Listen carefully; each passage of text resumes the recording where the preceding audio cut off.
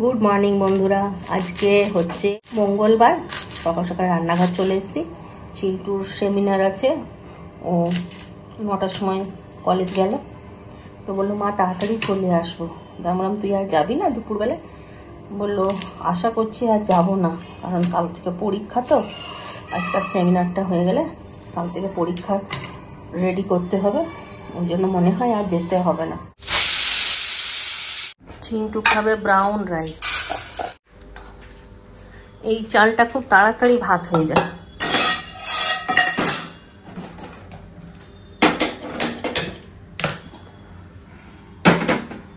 সেই দিনকে দিদিকে ফোন করেছিলাম, এই দিদি আমাকে একটা খবর বললো, সেই একটা এখন খুব ভাইরাল হয়েছে, আমিও পরে ঘটনাটা দেখলাম, যে একটা বাচ্চা দোকানের সামনের থেকে দুটো লেজের প্যাকেট পড়েছিল, সেইগুলো তুলেছিল, ওই জন্য দোকানদার বাচ্চাটাকে খুব অপমান করেছিল। তারপর ওর মাকে ডেকেছিল, ওর মাও সবার সামনে শাসন করলো, ওই জন্য বাচ্চাটা আজ পৃথিবীতে নেই। এই ঘটনার থেকে আমারও একটা কথা মনে পড়লো, যে একটা সময় গেছে যে আমিও কিছু মানুষের কথা শুনে, ছেলে আমার কোনো দোষ করেনি, কিন্তু ছেলেকে আমি সেদিনকে প্রচন্ড শাসন করেছিলাম, বকেছিলাম, মেরেছিলাম। মানে সেই কথাটা আমার মনে পড়ে যাচ্ছে, যে আজকে আমার চালে সেই দিনটা হয়তো আমারও বিরাট ক্ষতি হয়ে যেত। নিজের দোষ ঢাকতে কিভাবে অপরকে যে বিপদে ফেলে দেয়, সেটা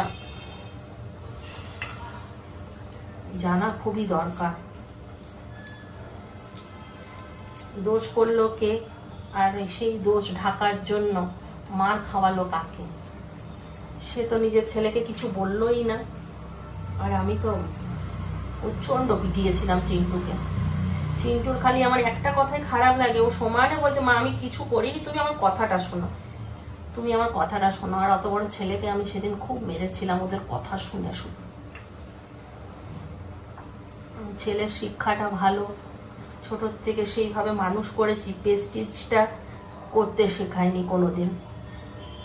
যেখানে দোষ করেছে সেখানেই মেরেছি, বকেছি, সেই জন্য আজকে আমার ছেলের কোনো প্রেস্টিজ নেই, যে ভাই সবার সামনে আমাকে এই কথাটা কেন বললে বা কিছু।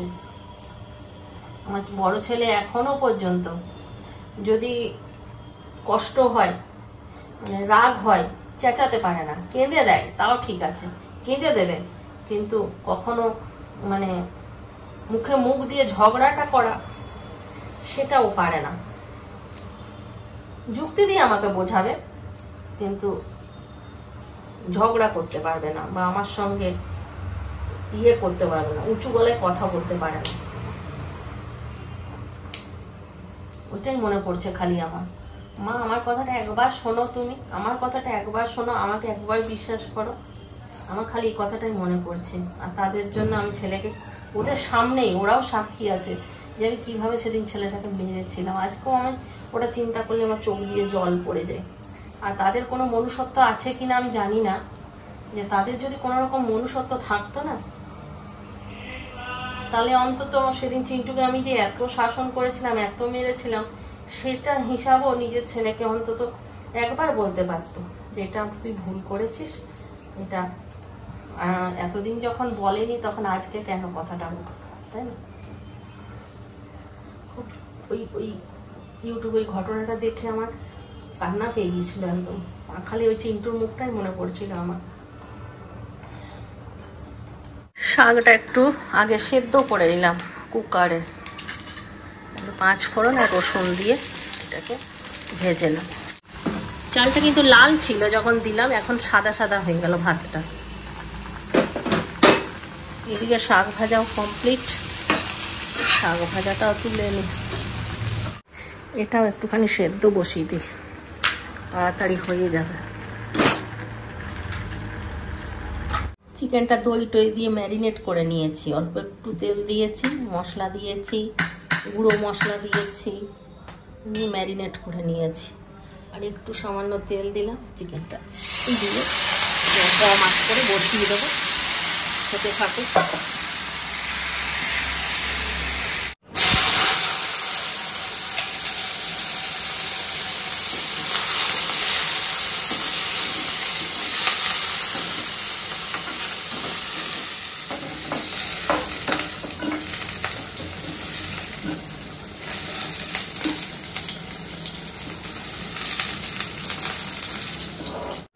পাঁচ ফোড়ন দিলাম, আদা রসুন বাটা ছিল ওটা দিয়ে দিলাম একটুখানি। সব গুঁড়ো মশলা নুন দিয়ে দিয়েছি, চিনির বদলে দিয়ে দিচ্ছি মধু। মিক্স ভেজটা একটু মিষ্টি মিষ্টি না হলে না ভালো লাগে না, আর যেহেতু চিন্টু চিনি খাবে না ওই জন্য মধু দিয়ে দিলাম। সবজিটাতে হলুদ দেব না, হলুদ বাদে সমস্ত মশলাই দিয়েছি। আর নামানোর সময় একটু কস্তুরি মেথি আর একটু ঘি আর দেবো ওই কী বলে, আরে ভুলে গেলাম, কাজু বাদাম বাটা, গোলমরিচ, কাঁচা লঙ্কা দিইনি, গুঁড়ো লঙ্কাও দিইনি,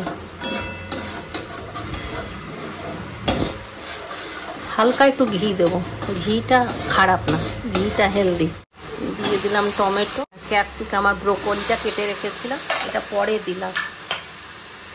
সেদ্ধ হয়ে গেলে না এটা ভালো লাগে না, এটা একটু গোটা গোটা থাকবে, দেখতেও ভালো লাগবে, খেতেও ভালো লাগবে। সবজিটাও সেদ্ধ হয়ে গেছে, জলটা ছেঁকিয়ে নিলাম, এটাও দিয়ে দেবো।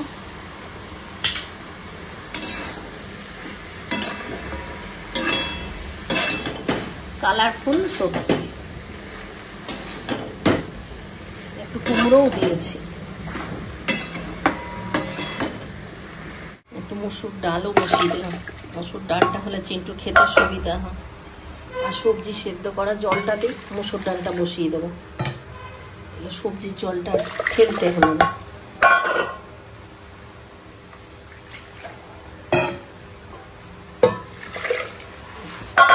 ডালটা হয়ে গেলে তারপর আমার ভাত বসাবো। হয়ে গেছে মিক্স ভেজ, পনির দিয়ে দিলাম, দিয়ে দিলাম কাজু বাদাম বাটা, একটু কস্তুরি মেথি, ঘি,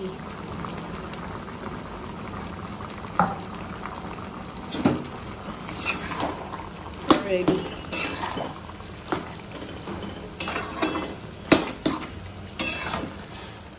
গোলমরিচটা দিতে ভুলে গেছিলাম, নাহলে ঝালই হবে না, সবজি লঙ্কা দিইনি একদম।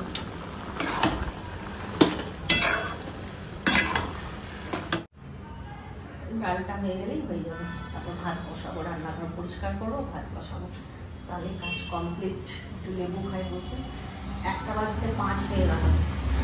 আর সকালবেলায় চিন্টুকে আমি খাবার করে দিয়েছি, স্মুদি খেয়ে যায়, স্মুদি করে দিয়েছি। তো বলছে কি মা আমি এসে খাবো, আমি 11টাতেই চলে আসবো আজকে। ভাগ্যিস আমি খাইয়ে দিয়েছিলাম জোর করে, তা নাহলে এত দেরি হচ্ছে।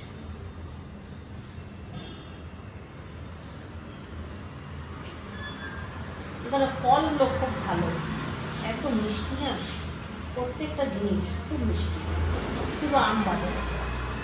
আমটা দেখে শুনে কিনলে হয়তো মিষ্টি হবে, কিন্তু আমরা যতগুলো আম খেয়েছি সব টক মিষ্টি, খুব শুধু মিষ্টিটা না, লেবুটা খুব মিষ্টি, তারপরে এখানে পেঁপে মিষ্টি, আর ওটাকে কী বলে তরমুজ, তরমুজটাও খুব মিষ্টি।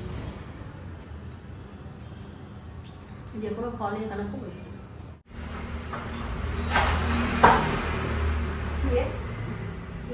খেয়ে নিন, কি বলছিস 11টাতেই চলে আসবে, দেরি করে দেবো। আরে সেমিনার শেষ হলো 12টা। আর জলও নিয়ে যাস, জল তেষ্টা পাইনি না। তোর ব্রাউন রাইস, ও আমি তো আমার ভাতটা এখনো পর্যন্ত মারই গড়ায়নি, মারটা গড়ায় কি। আচ্ছা তোকে খাবারটা দিয়ে দিই, তারপর যাচ্ছে। হ্যাঁ না না বেশি সময় লাগবে না, তুই খেতে খেতে হয়ে যাবে। এটা কালকার একটুখানি চিকেন আছে, আর আজকাল হলো শাক ভাজা, আর এখানে হচ্ছে মিক্স ভেজ, মুসুর ডাল, আর এই যে চিন্টুর জন্য চিকেন কারি। এই হলো আজকাল রান্না বান্না। রান্নাগুলো হেভি হয়েছে, রান্নাগুলো তেল ছাড়া, তেল কম দিয়ে রান্না করেছি, সব সেদ্ধ করে করে করেছি, ভালো লাগছে। কুকারে একটা করে সিটি দিয়ে তারপরে করেছি। আমার ভাতটা নিয়ে আসি।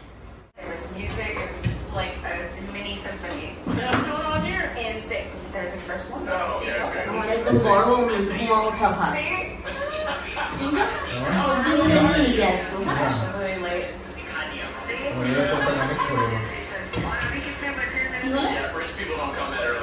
ইয়ারফোনটা কানেক্ট করো না, আওয়াজ আসছে। ডিমটা সেদ্ধ করতে বসালাম। কেন?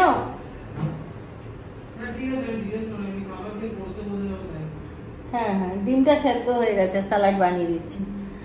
আজকে সন্ধ্যের থেকে ব্লগ বানাতে ভুলে গেছি, মানে মাথাতে নেই যে আমি সকাল থেকে আবার বানিয়েছি। তারপর ঘুমিয়ে গেছিলাম, ঘুম থেকে উঠে সিনেমা দেখতে বসে গিয়েছিলাম।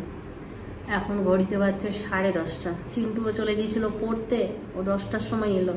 তখন চিন্টু বাবার সঙ্গে কথা বললাম, ও এসে বললো মা ভাত খাবো না, আমাকে একটু এগ স্যালাড বানিয়ে দাও, আর চিকেনটা আছে, মিক্স ভেজ আছে, ওই সবজি খাবে আর চিকেন খাবে। ডিম সেদ্ধ করতে বসিয়ে এলাম, তো যাই ওর জন্য একটুখানি স্যালাড বানিয়ে দিই। এখন 10:30 বাজছে, আর কি করে যে এখনই পট করে 2টো বেজে যাবে বুঝতেই পারি না। ঘুমাবো করে যে তাড়াতাড়ি ঘুমাবো, আজকে তাড়াতাড়ি ঘুমাবো, ও মা দেখি 2টো বেজে গেছে। এদিক ওদিক ঘুরতে ঘুরতে এখানে টাইমটা খুব তাড়াতাড়ি কেটে যায় না চিন্টু? এখানে সময়টা খুব তাড়াতাড়ি পেরিয়ে যায় না কেন বলতো দেখি? তাও 7:30 পৌনে 8টা নাগাদ এখানে সন্ধে হয়, তা দেখি তাড়াতাড়ি সময়টা কেটে যায়। একটা সিনেমা দেখলাম অক্ষয় কুমারের, কি সিনেমাটার নাম ভুলে গেছি। সিনেমার নাম আমি অত দেখি না, সিনেমাগুলো দেখি কিছুক্ষণ, যদি ভালো লেগে যায় তা পুরোটা দেখি, আর যদি দেখি যে না ভালো লাগছে না তখন আবার স্কিপ করে বেরিয়ে যাই। এই ছেলেটার কালকে এক্সাম আছে। কালকে কটায় উঠবি ঘুম থেকে? 7টায় উঠবি তো? উঠাই তো তোকে কখন থেকে, থাক মা এখন না, আমি আজকে 10টায় চলে যাবো। আরে না, কালকে 9টা থেকে পরীক্ষা, কেমন তো 10টায় চলে যাবো? তুই বলিস তো, কিন্তু কালকে উঠালে উঠে যাস তাড়াতাড়ি। আমি এনে দিচ্ছি খাবার, খেয়ে নে তাড়াতাড়ি, ঠিক আছে? এক হাতে ডিম ছাড়াতে পারো? দেখো আমি এক হাতে ডিম ছাড়াচ্ছি। যদি ডিমটা ভালো সেদ্ধ হয় তাহলে এক হাতেই ছেড়ে যাবে, আর ডিমটা যদি ভালো করে সেদ্ধ না হয় তাহলে 2 হাত দিয়েও ভালো করে ছাড়বে না। দেখো আমি এক হাতে ডিম ছাড়িয়ে দিলাম, কি সুন্দর। আমার কত ট্যালেন্ট দেখো, একটুও খসা নেই।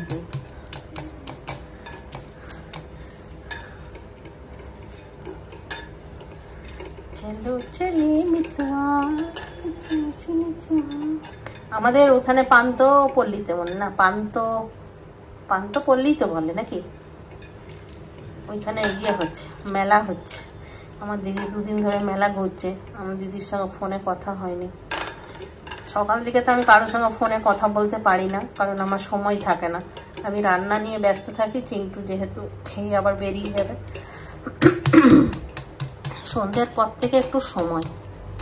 সন্ধ্যের পরে রিন্টুকে একটু ফোন করি, টিফিন বানানো শেখাই, ওর সঙ্গে ফোন করতে করতে দেরি হয়। দেখো ফুচকি ফোন করে, ফুচুর সঙ্গে কথা হয়, আর দিদিকেও সেই সময় লাগাই, কনফারেন্সে কথা হয়। তো আমার দিদি কত ব্যস্ত, এদিক ওদিক ঘুরেই বেড়াচ্ছে ও সবসময়।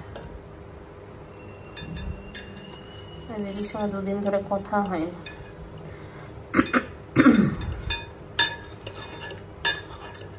পুচকুনির সঙ্গে কথা হলো ভিডিও কলে, আয় আয় খালি বলবো মা আয়, পুচকুনি বলে না মা আয়।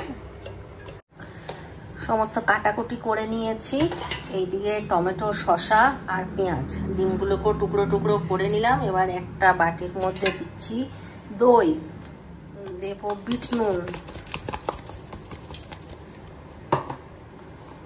চাট মশলা, গোলমরিচ। দইটা যেহেতু টক দই, ওই জন্য একটু ব্যালেন্স করতে সামান্য দিয়ে দিলাম মধু। এবার এটাকে ভালো করে ফেটিয়ে নেব। এর মধ্যে দিয়ে দেবো সবজিগুলো, সবজি বলছি শসা, টমেটো, পেঁয়াজ।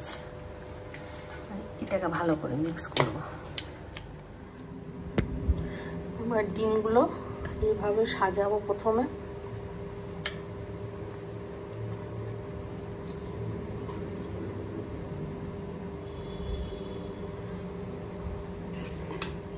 দিয়ে দেবো এটা, আবার আর ডিমগুলো কয়েকটা দিয়ে দেবো।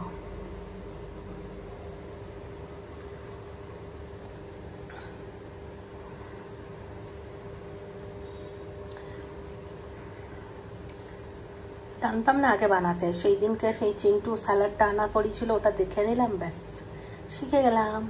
ট্যালেন্টেড লোকের জন্য কোনোটাই ইয়ে নয়, কঠিন। এক্সপোজারটা বাড়ানো ছিল, ওই জন্য একটু লাইটটা বেশি লাগছিল। এবার দেখো কেমন লাগছে, দারুণ লাগছে না? সাজানোটা হেভি হয়েছে। উচিত ছিল। আমার খাবার রেডি। দাদা করলো, ওই জন্য আমাকে করতে দিল না বাবা। দেখো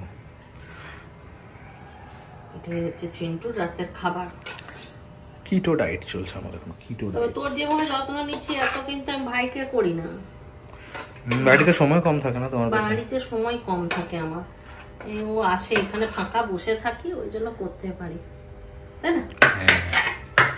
আর বাড়িতে সবাই সব সময় আসে, একটুখানি গল্প করি, কাজও বেশি থাকে, অত বড় ঘর না, সামলাতে সামলাতে আমার হালত খারাপ হয়ে যায়, সময়ই দিতে পারি না। দেন আমার খাবার। নেন আপনার খাবার রেডি, আপনি খেয়ে নেন। খাবার আমার হয়ে গেছে এখানে, আমার ডায়েট। তাহলে আজকের ব্লগটা এখানেই শেষ করছি। তোমরা সবাই ভালো থাকো, সুস্থ থাকো, ব্লগ দেখতে থাকো। ততদিনের জন্য bye bye, tata, good bye, খতম।